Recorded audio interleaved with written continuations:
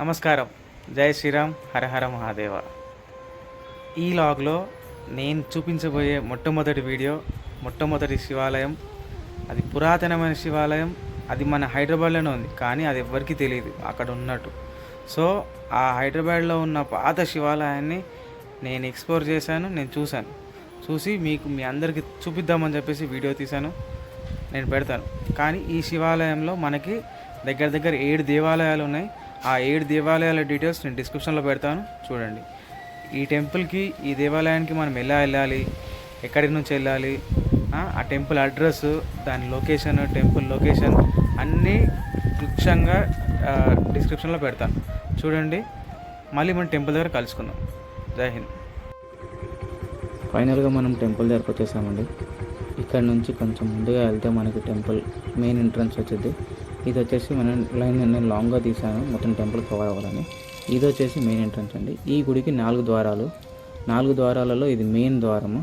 ఆ 4 ద్వారాలు కూడా వాటి టైంని బట్టి వాటికి అంటే ఏ రోజు ఏది తెరవాలనేది వాళ్ళు చూసి వాళ్ళు తెరుస్తారంట.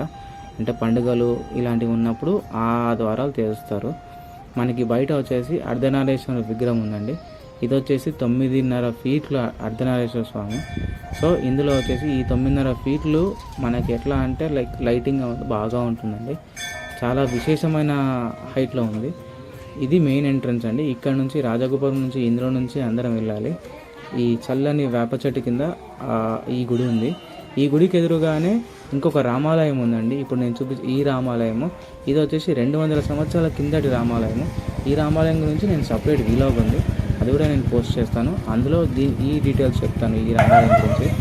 ఇక ఈ టెంపుల్ వచ్చేసి మెయిన్గా దగ్గర కొన్ని ఎకర్స్ ఉన్నది, కానీ ఇన్ని ఎకర్స్ నేను చెప్పలేము.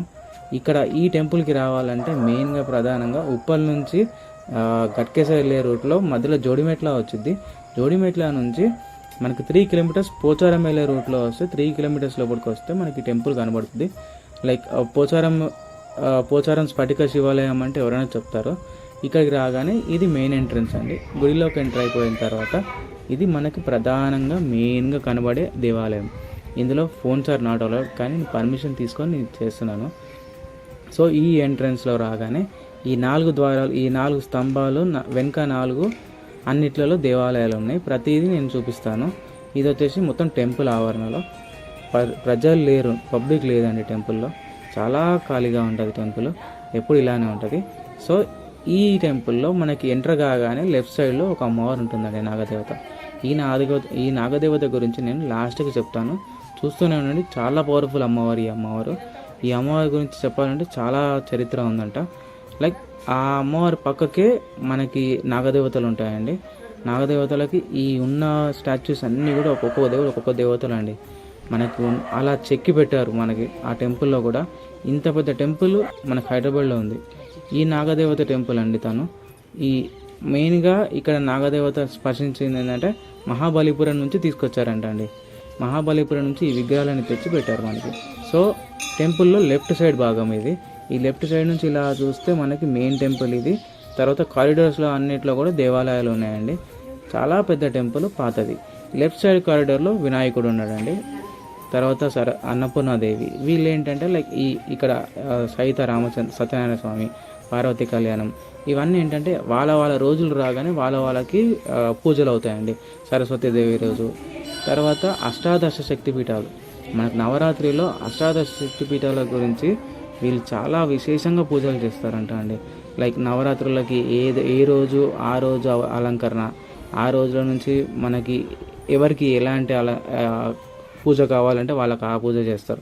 ఈ అష్టాదశ శక్తి పీఠాలు మనకి సహజంగా ఇలాంటి రూపాలు ఏ టెంపుల్లో లేవు, కానీ కొందరు అక్కడ దాకా వెళ్ళరు. ఆ వెళ్ళని వాళ్ళందరికీ వీళ్ళు ఇక్కడ మన కోసము చాలా విశేషంగా అక్కడ ఉన్న అమ్మవార్లు ఎలా అయితే ఉంటారో ఇక్కడ వాళ్ళు అక్కడ చెక్కి పెట్టారు మన కోసం.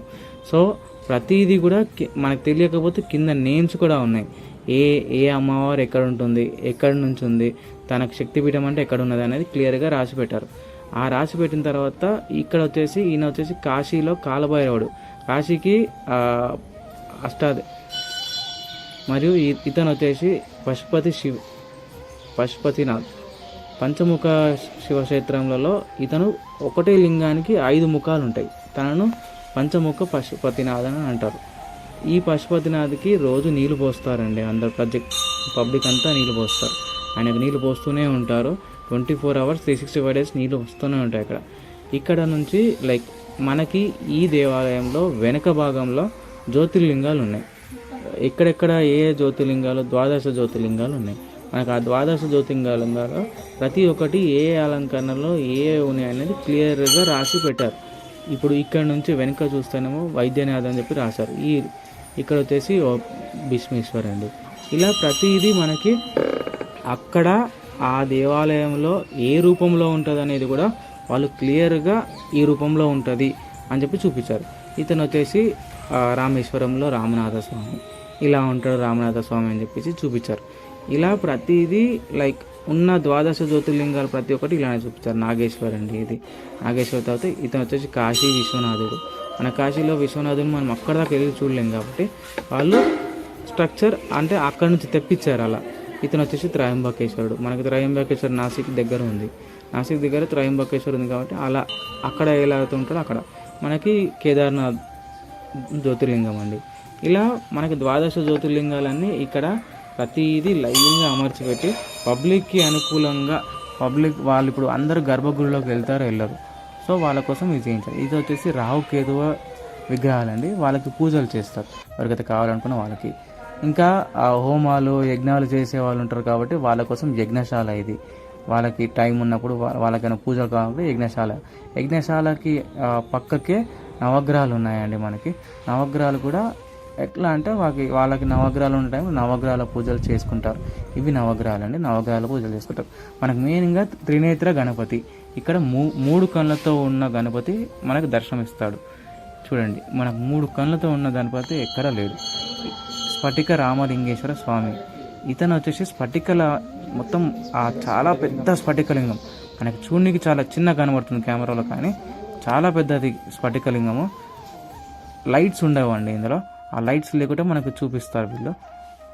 అది శివుడికి ముంగట 7 ఫీట్ల మహానంది అండి. తర్వాత అమ్మవారు అండి, మాంగళ్య గౌరీదేవి. మనకి కాశీ గయా దగ్గర మాంగళ్య గౌరీదేవి ఉంది. మాంగళ్య గౌరీదేవి మన సర్వమంగళాదేవి. సో ఈ అమ్మవారు చాలా విశేషమైన అమ్మవారు మన మాంగళ్యాలను కాపాడే అమ్మవారు. ఈ ఆలయంలో మనకి ముఖ్యంగా భిన్నంగా అయ్యప్ప స్వామి ఆలయం ఉందండి.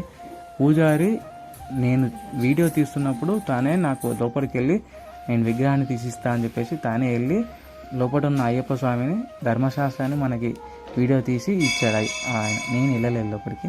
సో అతనే నాకు తీసి ఇచ్చాడు, మీరు పెట్టండి అని చెప్పేసి. సో ఆయన ధర్మశాస్త్రగా మనకి ఏ గుళ్ళల్లో ధర్మశాస్త్రం ఉండదు. నేను ముందుగా చెప్పినట్టుగా అమ్మవారి గురించి చెప్తాను కదా. ఈ అమ్మవారు మానసాదేవి. మానసాదేవి అనగా అన్ని సర్పాలకు అధిపతి. ఈ అమ్మవారిని 7 రోజులు కొలిచినచో వాళ్ళకు ఇక్కడ లేని కష్టాలన్నీ వెళ్ళిపోతాయండి. అంత పవర్ఫుల్ అమ్మవారు. సో నేను ఈ వీలాగ్ చేయడానికి కారణం ఒకటే అండి, ఈ టెంపుల్ కూడా అందరికీ తెలియాలి. ఈ టెంపుల్ అస్సలు ఎవ్వరికి తెలియదు కాబట్టి ఈ టెంపుల్ని వీలైనంత మటుకు అందరికీ షేర్ చేయండి. ఈ టెంపుల్లో పబ్లిక్ చాలా తక్కువ అండి. లైక్ ఎట్లా అంటే 1-2 కనబడతారు. పంతులు కూడా అదే అన్నాడు, లైక్ ఈ టెంపుల్లో ప్రజలు రారండి, పబ్లిక్ రారు.